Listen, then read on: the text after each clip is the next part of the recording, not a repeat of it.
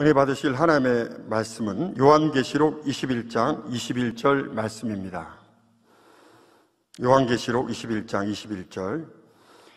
그 12문은 12진주니 문마다 한 진주요 성의 길은 맑은 유리 같은 정금이더라. 영상으로 준비된 임마누엘 성가대 찬양과 니시 오케스트라 연주가 있은 후 당일날미 영상설교 천국 37번째, 세루살렘 6번째 귀한 말씀을 들으시겠습니다. 사랑하는 성도 여러분, 전 세계 및 전국의 지교회 성도 여러분, 지성전 성도 여러분, 전 세계 인터넷을 통해 예배 드리는 모든 성도 여러분, GCN 시청자 여러분, 그동안 성벽과 12기초석을 살펴보았는데 그 속에서 새 예루살렘 열쇠들을 하나씩 찾아냈습니다. 첫 번째 새 예루살렘 열쇠는 바로 벽옥을 쌓아 올린 성벽에 있다 했지요. 바로 벽옥은 하나님을 기쁘시게 하는 믿음인 믿음의 5단계를 뜻하는데 이것이 새 예루살렘 첫 번째 열쇠였습니다. 두 번째 열쇠는 12기초석이 있었습니다. 12기초석이 상징하는 영의 마음을 종합한 결정체인 완전한 사랑이 바로 새 예루살렘 두 번째 열쇠라 했지요. 이 시간에는 새 예루살렘 세 번째 열쇠가 있는 곳을 알려드리겠습니다. 그곳은 바로 새 예루살렘 성문입니다. 성도님들은 이 시간 말씀까지 잘 양식 삼아서 새 예루살렘 열쇠를 꼭 취하시기를 바랍니다. 그래서 새 예루살렘 성문을 당당히 지나서 성 안으로 들어가는 권세를 얻으시기를 주님의 이름으로 축원합니다. 사랑하는 성도 여러분, 새 예루살렘 세 번째 열쇠가 숨겨진 성문은 총 12개가 있습니다. 동서남북 사방으로 3개씩 있으며 이천리마다 있지요.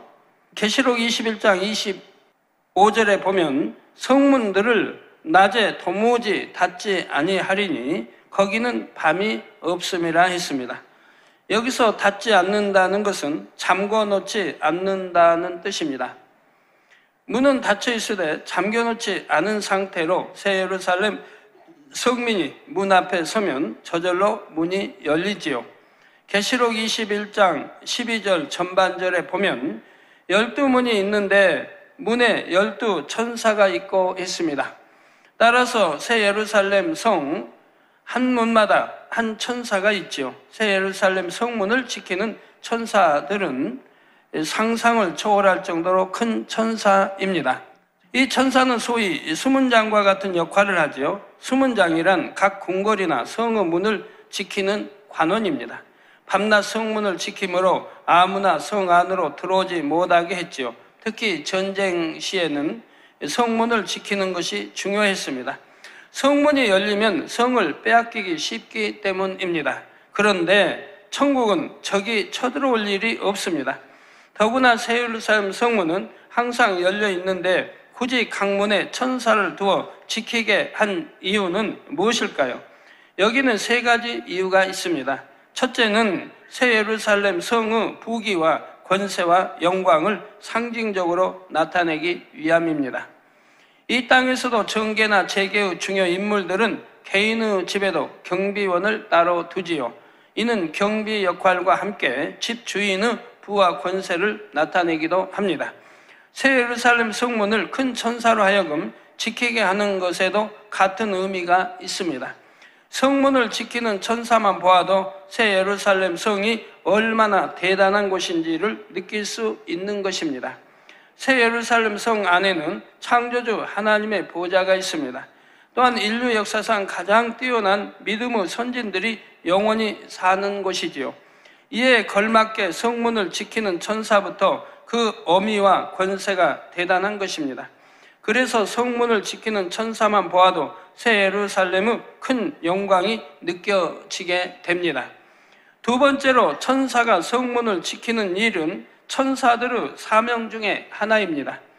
히브리서 1장 14절에 모든 천사들은 부리는 영으로서 구원 얻을 후사들을 위하여 섬기라고 보내심이 아니뇨 말씀했습니다. 즉 여러분을 섬기기 위해서 부리는 영, 천사들을 하나님이 섬기라고 보내셨다 이 말입니다. 여러분을 섬기되 믿지 않는 사람은 천사가 붙어 있지 않습니다. 믿는 하나님의 자녀, 생명책의 이름이 기록된 하나님의 자녀들에게는 하나님이 천사를 보내서 여러분을 지키도록 했다 이 말입니다. 하나님께서 천사를 만드신 근본 이유는 하나님의 자녀들을 섬기도록 하는 것이지요. 하나님께서는 이 땅에 태어난 모든 영혼에게 한 천사를 붙여주십니다. 모든 영혼은 믿는 이나 믿지 않는 이를 말하고 있죠. 이 천사들에게는 각자 담당하는 사람들이 이 땅에서 한 말과 행함을 낱낱이 기록하여 보고하는 사명을 주셨지요. 하나님께서는 심판날에 그 기록에 의해 각 사람이 행한 대로 갚아주십니다. 그런데 하나님을 믿는 하나님의 자녀들에게는 최소한 한 천사를 더 붙여주십니다. 그러니까 하늘에는 믿는 이나 믿지 않는 모두에게 한 천사가 붙어 있어 여러분들이 일거수일투족 모든 것을 언어, 행동, 마음, 씀씀이 모든 것을 기록한다 이 말입니다. 그래서 이것이 바로 이제 심판날에 그거에 의해서 이제 심판이 되어지겠고요. 근데 이 땅에도 천사를 보내주시는데 그것은 믿는 이들, 하늘나라 생명책 이름이 기록된 믿는 하나님의 자녀들을 섬기라고 이 땅에는 보내주셨다 이 말입니다. 믿지 않은 이는 천사들이 없다 이 말입니다.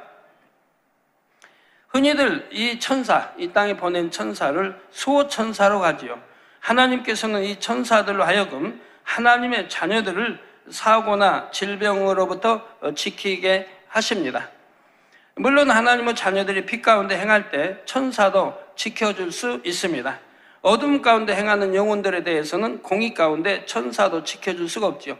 그러니까 죄를 짓는다든가 어둠 가운데 거하면 하나님이 외면하시게 되고 따라서 여러분을 지키는 천사도 외면하게 됩니다. 그래서 영안 열려서 보신 분들은 천사가 멀찍이 떨어져 있는 걸 보게 돼요. 그 등을 돌리고 있어요. 쳐다보질 않아요. 근데 여러분들이 죄를 짓기 전에는 여러분 다가와서 천사가 애원을 합니다. 주인님, 죄를 지으시면 안 됩니다. 늘 가르쳐 준다 이 말입니다. 근데 여러분들이 그 음성을 못 듣고 있죠? 못 듣고 있는데 그래도 영으로 들어가고 있고 하나님을 사랑하는 사람들이라고 하면 듣습니다. 그 소리는 직접 듣지 못한다 해도 내 마음 안에 와닿는 게 있습니다. 아, 내가 진리를 어기려고 하는구나. 내가 말씀대로 지금 살지 못하려고 하는구나. 말씀대로 살아야지 라고 여러분이 주관을 받는데 이건 성령의 주관뿐만 아니라 여러분을 섬기는 천사도 여러분들에게 알려주고 있는데 직접 그 음성을 듣지 못해도 여러분 마음에서 깨달아지는 것이라 이 말입니다. 그러나 그렇게 권면해도 듣지 않을 때 결국 죄를 짓게 되면 천사는 여러분과의 거리를 띄게 되고 그리고 외면해버리고 마는 것입니다. 이것이 공의인 것이라 이 말입니다. 그러므로 이제 사단이 사로잡고 여러 가지 마음과 생각을 주관해서 비진리로 나가도록 인도하는 것이라 이 말입니다. 이 땅에서도 천사들이 이처럼 각각의 사명을 감당하고 있으며 천국에서는 더욱 다양한 역할을 합니다. 천사의 세계도 잘 짜여진 조직과 질서 가운데 각기 다양한 사명을 맡게 되지요. 그 중에 한 분야가 성문을 지키는 것입니다. 물론 천국은 더구나 새 예루살렘은 어둠의 영이 틈탈 수가 없습니다. 이미 무적행에 다 갇혀 있는 것이지요. 천사가 지키지 않는다고 해서 무슨 일이 생기는 것도 아닙니다.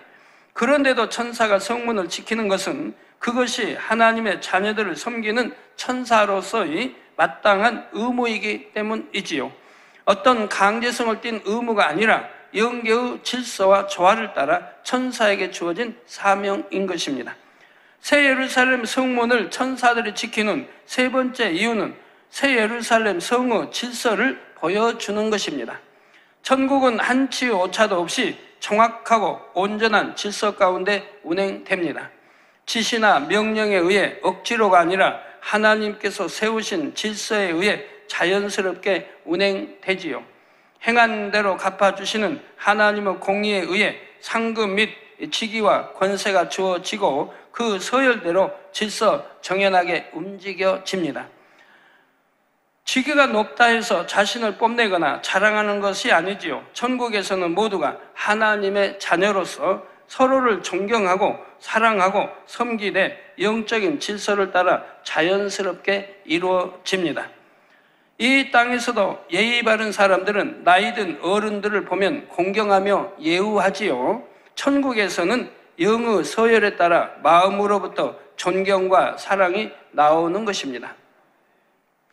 여러분, 각자 이제 천사들이 있다 했는데요. 그 천사들이 서열은 어떨까요? 교회에서 목사다, 뭐 장로다, 뭐 연합회 뭐 회장이다 한다고 해서 그 천사 서열이 높을까요? 그렇지는 않습니다. 이 땅에 이제 여러분은 여기는 이제 육의 질서상 서열이 있어서 그 서열에 순종하게 되는데 영의 질서는 그렇지 않습니다. 여러분이 만약에 전도사라고 해요. 전도사인데 또 목사가 있는데 그럼 목사를 지키는 천사와 전도사를 지키는 천사 중에 전도사를 지키는 천사를 향하여 목사를 지키는 천사가 먼저 인사하기도 합니다.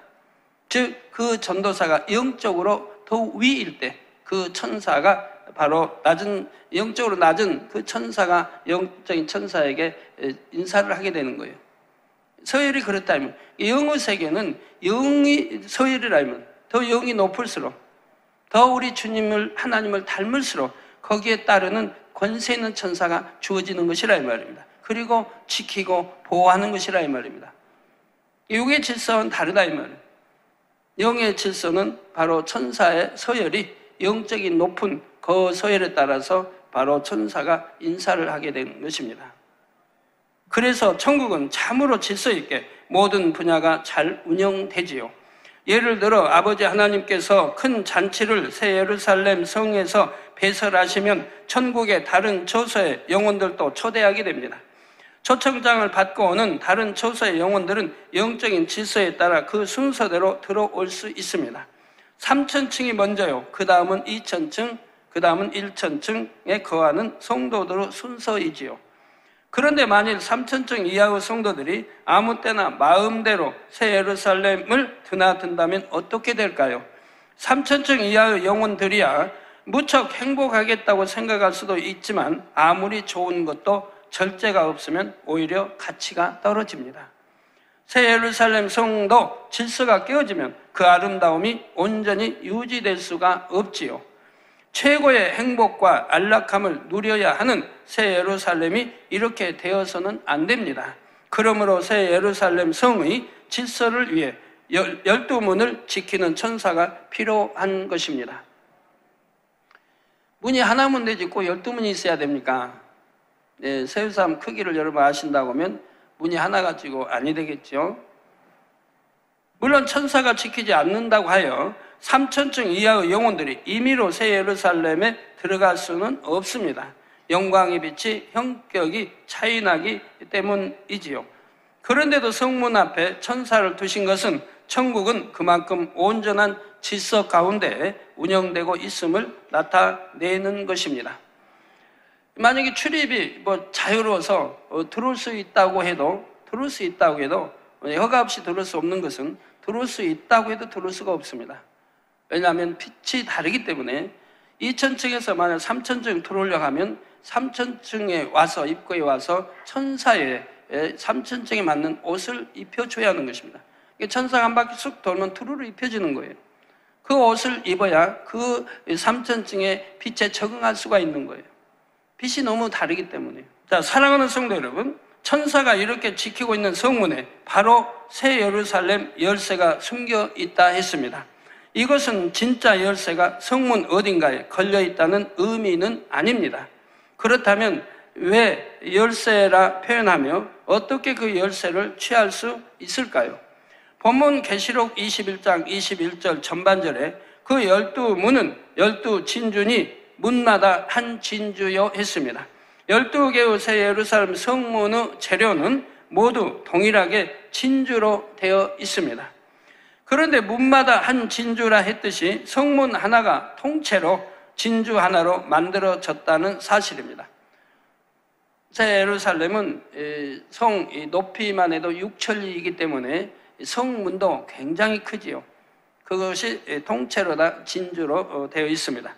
수많은 진주로 성문을 장식한 것이 아니라 진주 하나로 성문 하나를 만드신 것이지요. 이 땅에는 그렇게 큰 진주가 없지만 천국에는 있으며 빛깔도 훨씬 아름답고 영롱합니다. 새 예루살렘 성문은 가까이에서 보면 한참을 올려다볼 정도로 큰 아치형으로 전체가 하나의 영롱한 진주로 되어 있습니다. 자, 양쪽으로 열리는 이 진주문은 황금 보석으로 된 손잡이가 달려 있지요. 혹자는 12문이니 여러 보석으로 꾸미면 더욱 아름답고 좋을 텐데 할 수도 있습니다. 그런데 아버지 하나님께서 진주로만 성문을 만드신 데는 중요한 영적인 의미가 담겨 있습니다. 바로 이 진주문에 새 예루살렘의 세 번째 열쇠를 숨겨 놓으신 것이지요. 우리가 진주를 통해 새 예루살렘에 들어갈 수 있는 방법을 깨닫기를 원하신 것입니다. 진주는 생성 과정이 다른 보석들과는 완전히 다르지요. 12기초석을 이루는 보석들과 금, 은 등은 모두가 땅속에서 나옵니다. 그런데 진주는 유일하게 살아있는 생명체 속에서 만들어지지요. 진주의 생성 과정을 잠시 말씀드리겠습니다. 진주는 대부분 조개에서 만들어집니다. 조개가 어떤 충격을 받으면 껍질의 안쪽 부분이 깨어져서 떨어진 작은 조각이 조갯살 속으로 들어가는 경우가 있습니다. 또는 외부에서 모래 같은 단단한 이물질이 들어오기도 하고요. 그러면 조개는 마치 바늘이 살을 파고드는 것처럼 심한 고통을 느낀다고 합니다.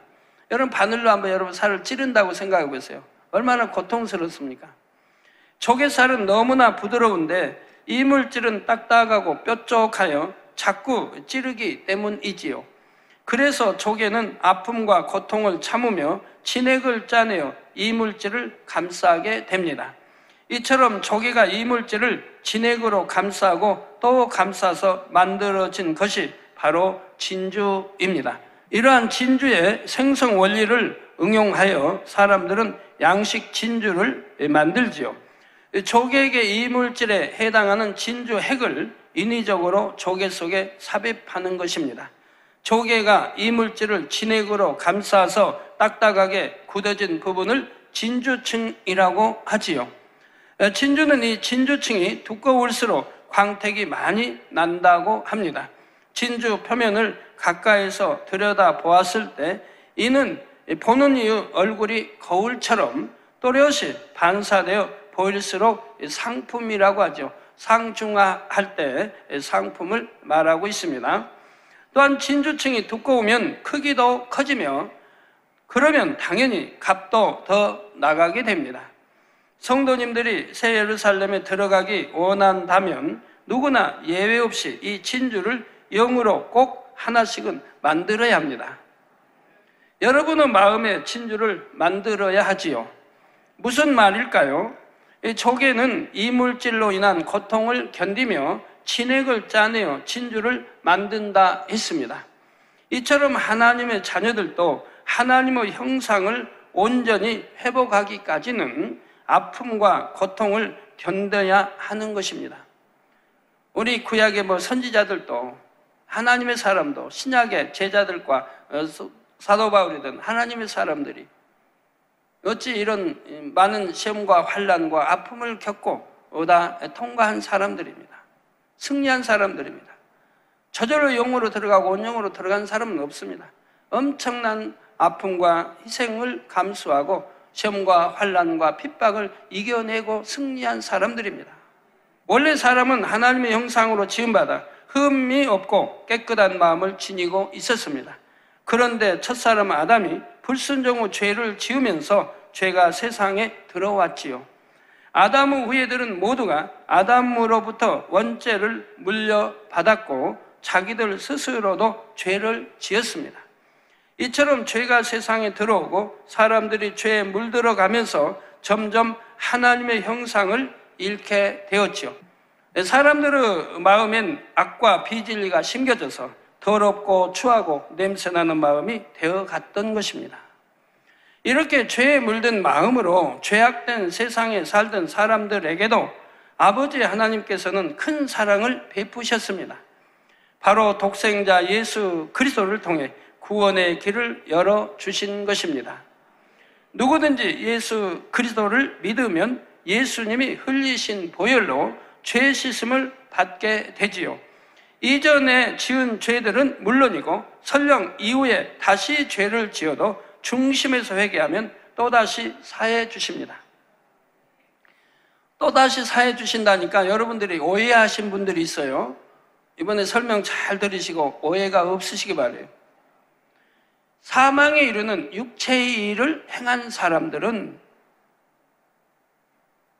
바로 하나님과의 죄의 담을 하려면 통해 자복을 해야 됩니다. 마음을 찢는 회개, 눈물, 콧물, 마음을 찢는 회개. 하나님 앞에 너무 죄송스러워서 마음을 찢는 회개를 해야 된다 이 말입니다.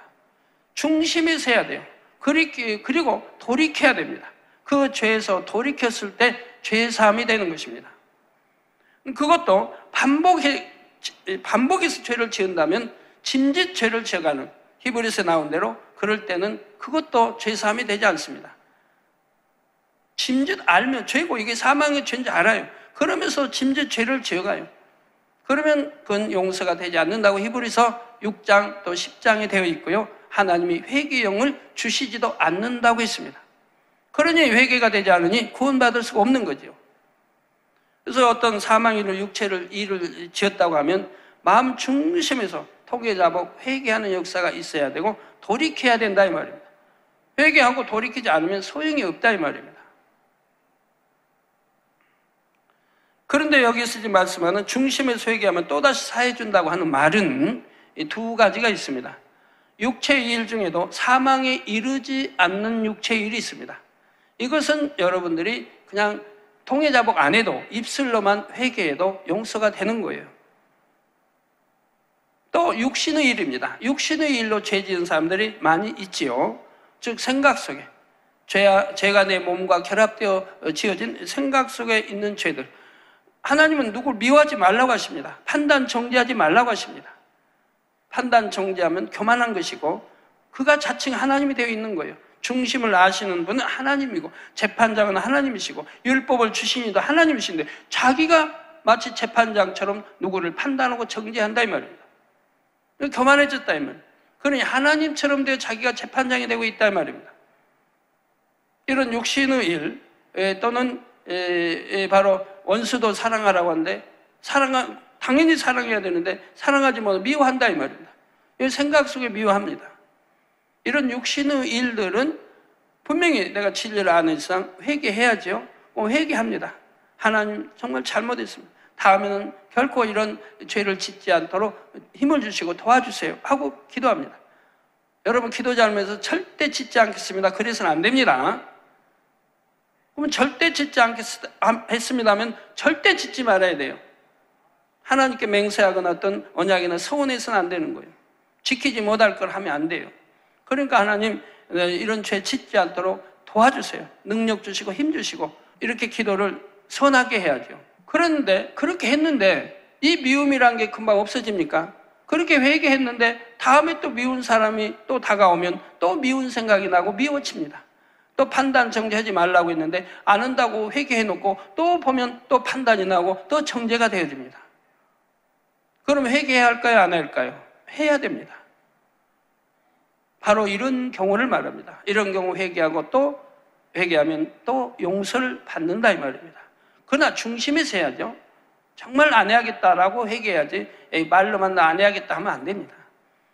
그러면 용서를 받았는데 다음에 또 그런 죄를 지어도 또 회개하면 또 용서해 주신다 이 말입니다. 이런 경우를 지금 말하고 있는 거예요. 또 육체의 일도 마찬가지. 사망에 이르는 육체의 일이 있고 사망에 이르지 않는 육체의 일이 있습니다. 만약에 좀 간음하고 어떤 그런 것들이 사망에 이제 그런 육체를 행하는 것은 이른다 했고, 그러면 이르지 않는 거, 예를 들어서 도적질을 했다. 남의 거 좀 물건을 훔쳤다. 하나님 거 훔치는 거 아니에요. 하나님 거 말고 사람 거 훔쳤다. 아니면 누구를 그냥 혈기가 나서 좀 때렸다. 이런 경우라고 하면 사망에 이르지는 않습니다. 그것도 거듭거듭 해나가면 더 악해지고 사망에 이르겠지만 사망에 이르는 죄는 아닙니다. 뭐 이런 거는 회개하고 돌이키면 된다 이 말입니다. 회개하고 이제 때리지 않는 사람으로, 혈기 내지 않는 사람으로, 도적질이 않는 사람으로 이렇게 돌이키면 다 용서가 되는 것이라 이 말입니다. 그래서 육체의 일 중에도 사망에 이르는 죄가 있고 사망에 이르지 않는 죄가 있는데, 사망에 이르지 않는 죄는 이렇게 회개하면 용서가 되어지고, 또 죄를 지었을 때 또 회개하면 용서가 되어지는데, 그러면 계속 죄를 지어도 되느냐? 회개만 하면 되느냐? 아닙니다. 하나님이 그렇게 용서해 주신 것은 그렇게 회개하고 또 회개하고 회개함으로 인해서 점점 그 죄를 버려나가는 거죠. 내 마음에서 지우고 버려나가는 겁니다. 계속 그대로 있으면 안 된다는 거죠. 그래서 점점 죄가 희미해져야죠. 악한 마음도 점점 선한 마음으로 바뀌고, 점점 이 판단 정죄했던 것도 이제 점점 명심하고 회개하고 명심하다 보면 점점 판단 정죄하지 않는 사람으로 되고, 미워하는 사람도 사랑을 주려고 애쓰고 노력하면 이제 사랑이 가지 않겠습니까? 이렇게 하라는 것입니다. 그래서 죄를 지어도 중심에서 회개하면 또다시 사해 주신다고 하는 말씀인 것입니다. 그런데 이처럼 회개와 범죄를 반복하는 것은 어린아이들이 하는 것입니다. 어떤 사람들은 또 말씀을 오해해가지고 잘못 듣고 죄를 짓고 또 회개하면 또 용서해 주시고 그런다니까 괜찮구나 라고 해서는 안 됩니다. 죄는 반드시 연단이 따릅니다. 죄를 지으면 반드시 거기에 대한 연단을 따라요. 큰 죄를 지으면 크게 연단이 따르고, 적게 지으면 적게 따르고, 반드시 시험, 환난, 연단이 따른다고 하는 사실을 아셔야 돼요. 그러지 않다면 짓고 또 회개한다고 자꾸 거짓말만 하게요? 어린아이들은 씻겨놓으면 때를 묻히고, 또 씻겨놓아도 다시 때를 묻히죠. 이렇게 이처럼 회개와 범죄를 반복하는 것은 어린아이들이 하는 것이라 이 말입니다. 즉 영적으로 말하면 초신자들이 하는 것이라 이 말입니다. 믿음의 1단계나 2단계가 하는 것이라 이 말입니다. 믿음의 3단계가 되어졌다고 하면 다시는 내가 회개하고 또 죄짓고 하는 일은 없어야 됩니다. 그런데 믿음의 3단계도 어디 그렇습니까? 육신의 생각들은 아직 버리지 못했기 때문에 또 미워하지 않아야겠다고 또 미워하고 죄를 짓게 됩니다. 그러지만 그래서 믿음의 3단계에도 하나님이 갈라놓으신 거예요. 즉 믿음의 반석, 3단계에 들어와서도 믿음의 반석이 서게 되면 그때는 그런 일이 없어진다 이 말입니다. 죄를 육신의 일도 아이고 하나님 잘못했어요, 다음에 안 그렇게 하고 다음에 또 하고 하는 것이 아니라 이 말입니다. 이미 다 그것까지 버려졌다 이 말입니다. 육신의 일도 그만큼 버려졌다 이 말입니다. 반복 죄를 짓는 그런 것이 아니라 이 말입니다. 물론 육체의 일이야 믿음의 2단계에서 다 버려지고 3단계로 들어온 것이겠고요. 사망에 이르지 않는 죄라 해도 3단계에 와서 그런 사망에 이르지 않은 육체의 일을 행하면 그 사람은 아직 믿음의 2단계밖에 안 되는 거예요. 내가 아무리 목사라 해도, 내가 아무리 장로라 해도 마찬가지입니다. 육의 서열만 높은 것이지 영적으로는 아직 믿음의 2단계밖에 안 되는 거예요. 그래서 이런 것을 여러분 잘 구분하셔야 됩니다. 믿음의 3단계도 믿음의 반석에 선다면 이제 육신의 생각이 희미해졌습니다. 육신의 생각. 그래서 반복 죄를 짓는 그런 일은 없습니다. 혹여 해도 바로 회개하고 돌이켜서 다시 짓지 않는 이런 단계로 들어가는 것이죠. 아버지 하나님께서 원하시는 참 자녀는 한번 씻음 받았으면 다시 때를 묻히지 않는 장성한 분량의 자녀들입니다. 이런 자녀들은 어떤 시험 환난이 온다 해도 끄덕하지 않습니다. 흔들리지 않아요. 왜? 반석 위에 세웠기 때문에 집은. 그러나 모래 위에 세운 집은 창수가 안 하고 비바람이 불고 휘몰아치면 흔들리고 물에 쏠려 나가고 무너져 버리는 거예요. 여러분 믿음이 좋은 것 같고 충성하는 것 같아도 어떤 시험과 환난이 와보면 그때 아는 거예요. 여러분 시험과 환난이 없을 때는 내가 교회 잘 다니고 충성하니까 내 믿음이 좋은가 보다 라고 했는데 어떤 시험과 환난이 와봐요. 힘든 일이 와봐요. 그럴 때도 좌우 치우치지 않고 믿음이 흔들리지 않고 기뻐하고 기도하고 그렇지 않았다면 그거는 참으로 무너질 수밖에 없는, 허물어질 수밖에 없는 육의 믿음을 갖고 있는 것뿐인 것이라 이 말이에요. 영적으로는 스스로 죄를 짓지 않으며 오히려 아버지를 기쁘게 섬길 줄 아는 온전한 믿음을 가진 자녀이지요. 그런데 이처럼 온전한 믿음이 되려면 먼저 참마음이 되어야 합니다. 참마음은 죄악을 온전히 벗어내고 선과 사랑으로 채워진 마음이지요. 선과 사랑이 승할수록 하나님의 형상으로 회복된 것입니다. 아버지 하나님께서는 믿음의 자녀들이 이렇게 될 수 있도록 연단이라는 것을 허락하십니다. 여러 가지 환경 속에서 마음에 있는 죄악이 발견되도록 하시지요. 이렇게 자신의 죄악이 발견되면 마음의 아픔과 고통을 느끼게 됩니다.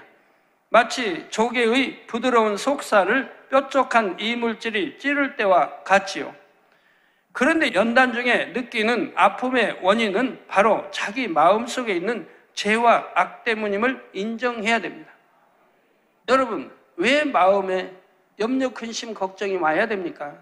세상에 관한 염려, 근심, 걱정이 세상 것으로 왜 와야 됩니까? 우리 주님은 하지 말라고 하셨는데, 마태복음 6장에도 하지 말라고 하셨는데, 또 모든 것을 범사에 하나님을 의뢰하라고 하셨는데 왜 염려, 근심, 걱정할 일이 있습니까? 어떤 시험과 환란이 오면 왜 힘들어합니까? 왜 얼굴에 기쁨이 사라져버리고 감사가 사라지는 것입니까? 내가 정도를 걸었다고 하면, 하나님 말씀대로 빛 가운데 살고 정도를 걸었다 한다면 어떠한 시험과 환란, 어려움이 닥친다 해도 걱정할 것이 없습니다. 오히려 그걸 통해 축복이 오는 것이니까요. 반드시 하나님은 위로해 주시고 그 시험을 이겼을 때 축복으로 역사해 주신 겁니다. 다니엘이든 다니엘 세 친구든 다 마찬가지입니다. 내가 정도에서 어긋났기 때문에 염려, 근심, 걱정할 일이 생겼고, 그리고 기쁨이 사라지고 감사가 사라지고 하게 되는 것이죠. 또 마음이 불편해지고 여러 가지 형상들이 일어나죠. 공고하게 되고요. 바로 마음속에 있는 죄와 악 때문에 이렇게 된다고 한 사실을 인정해야 된다 이 말이에요. 인정해야 내가 발견하고, 발견해야 버릴 수가 있는 것이라 이 말이에요. 사업상이든 물질이든 아니면 누구에게 속았든 여러 가지로 일이 발생했다고 생각해 보세요. 그러면 감사할 줄 알아야 되는 거예요. 왜 내가 어떤 사람에게 사기를 당했는가? 반드시 이유가 있을 텐데 자기 안에서 찾아보면 나올 것입니다. 이유가 있는 것이라 이 말입니다. 상대가 나를 속였을 때 내가 속임당한 이유가 있는 것이라 이 말입니다. 내가 정도를 얻고 말씀 안에 살았다고 하면, 빛 가운데 살았다고 하면 속임당할 이유도 없는 것이고 고통받을 일이 생기지도 않습니다. 사기당할 일도 생기지 않는 것이고요. 왜? 달라면 그냥 줬으면 되는 거니까. 그러나 내가 어떤 욕심이 잉태하고 어떤 사심이 잉태해서 내가 불로소득을 취하려고 했기 때문에 사기도 당하는 것이고 속임수에도 넘어가는 것입니다. 여러 가지 일들을 당한다 이 말입니다. 그러면 이런 일을 당했을 때 오히려 감사해야 된다 이 말입니다. 내 마음에 이런 악함이 있었구나. 내 마음에 이런 불필요가 있어서 나한테 욕심이 있었고 사심이 있었구나. 내게 아닌데 담을 것을 내 것으로 취하려는 이런 마음이 있었구나. 발견했다면 버리는 것이 축복이라 이 말입니다. 발견하지 못하고 그대로 간다고 해봐요. 간다고 하면 그 죄악 하나님과 다 멀지 못하고 내가 좋은 천국에 갈 수 있겠습니까? 아무리 세월이 흘러도 그거 발견하지 못하니, 그거 버리지 못하면 영적으로 성장할 수도 없는데요. 그런 거 하나하나 버리고 발견하고 버렸을 때 내가 영적으로 성장하고 더 성결되고 영으로 들어갈 수가 있는 것이라 이 말입니다. 그러니까 발견했다면 감사해야 된다 이 말입니다. 내가 어떤 수십억 손해를 봤다 했잖아. 내가 발견해서 버릴 수 있고 선한 마음, 하나님이 원하시는 마음으로 바꿀 수 있다면 오히려 감사해야 되는 것이라 이 말이에요. 발견치 못하고 마음껏 내가 축복받아서 돈만 땅에 많이 쌓았다고 해봐요. 그게 뭐합니까? 하늘나라를 가지고 가는 것도 아니고, 욕심이 있으니 하나님께 선한데 그렇게 심었을 리도 없는 것이고, 결국은 아무 헛된 것이라 이 말입니다. 그래서 우리 마음의 아픔의 원인은 바로 자기 마음속에 있는 죄와 악 때문이라는 것을 인정해야 됩니다. 내 안에 악이 없다고 하면 마음이 싸울 것이 없어요. 내 마음이, 두 마음이 싸우기 때문에 힘든 것인데, 이 싸울 것이 없으니까 선 자체만 있는데, 영 자체만, 우리 주님 마음 자체만 있는데, 사랑과 덕과 온유만 있는데 싸울 일이 없는데 뭐 힘들 일이 있겠습니까? 가만히 봐요. 마음속에 싸우죠? 마음에 있는 악이 생각으로 동원돼서 생각 속에 갈등을 갖고 여러 가지 싸우지 않습니까? 그리고 판단하고 정죄하고 미워하고 온갖 것 만들어내지 않습니까? 근데 결국은 악 때문에 그런 것이라 이 말이에요. 악을 버려버리면 그런 싸움이 없어진다 이 말입니다. 그렇게 될 때 여러분 회춘하는 거예요. 더 젊어지는 거예요. 환경이 힘들고 다른 어떤 사람이 나를 찔러서 힘들고 아픈 것이 아니라 내 마음의 악이 나를 힘들게 하는 것이지요. 이것을 진실로 인정한 사람은 이제 마음의 영적인 진주를 만들 수가 있습니다. 발견된 죄악을 버리기 위해 진액을 다해 불같이 기도하게 되고, 그러면 하나님의 은혜와 능력이 임합니다. 또한 성령님께서 도와주십니다. 그 결과 발견됐던 죄성은 사라지고 그와 반대되는 영의 마음이 생기지요. 예를 들어 미움을 버리면 그 자리에 사랑이 생겨나는 것입니다. 미움을 버린 만큼 반대로 사랑의 싹이 나오게 되는 것이에요. 조개가 이물질을 진액으로 한 컵불씩 감싸므로 진주층이 두꺼워진다 했습니다. 이처럼 성도님들도 죄악을 버리는 연단을 믿음으로 이길 때마다 마음의 진주층이 한층 더 두꺼워지게 됩니다. 또한 하나님 나라와 영혼들을 위해 사랑의 수고와 믿음의 역사를 이룰 때도 마음의 진주층이 더 두꺼워지게 되지요. 우리 아버지 하나님은 온전하시기에 하나님의 자녀들도 온전하길 원하십니다. 그래서 아버지 하나님께서도 우리가 참마음과 온전한 믿음을 가질 때까지 끊임없이 믿음의 연단을 허락하십니다. 자녀를 둔 부모님들이 자녀들을 사랑하기 때문에 공부해라 하고 늘 하고, 학원에도 보내고 이것도 배우고 저것도 배우게 하는 것처럼 하나님도 저희들을 사랑하시기 때문에 연단해서 영혼이 잘 되도록 우리 잃어버린 하나님의 영상, 주님의 영상을 찾도록 이끌어 가시는 것이라 이 말입니다. 고통스러워하며 아파하는 것을 아시지만 믿음으로 이길 때 주어지는 영광이 크기 때문에 우리가 그 영광을 얻기까지 쉬지 않으시지요. 이에 베드로전서 1장 7절에도 너희 믿음의 시련이 불로 연단하여도 없어질 금보다 더 귀하여 예수 그리스도에 나타나실 때 칭찬과 영광과 존귀를 얻게 하려 함이라 하셨습니다. 이 세상의 삶은 또한 연단의 시간은 영원한 천국의 삶에 비하면 너무나 잠깐입니다.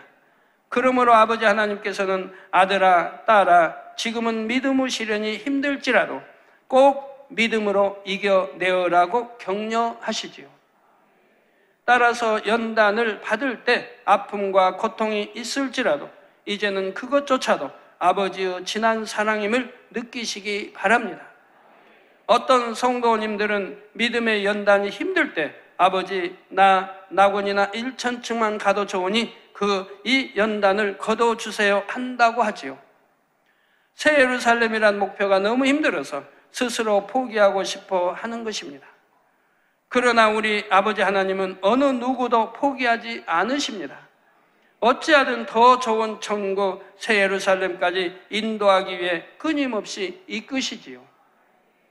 이런 아버지의 사랑 가운데 여러분에게 끊임없이 믿음의 연단이 허락되고 있음을 깨달으시기를 바랍니다. 여러분이 온 영으로 들어오며 이처럼 이끄신 아버지의 사랑이 얼마나 깊고 감사한지를 알게 되지요.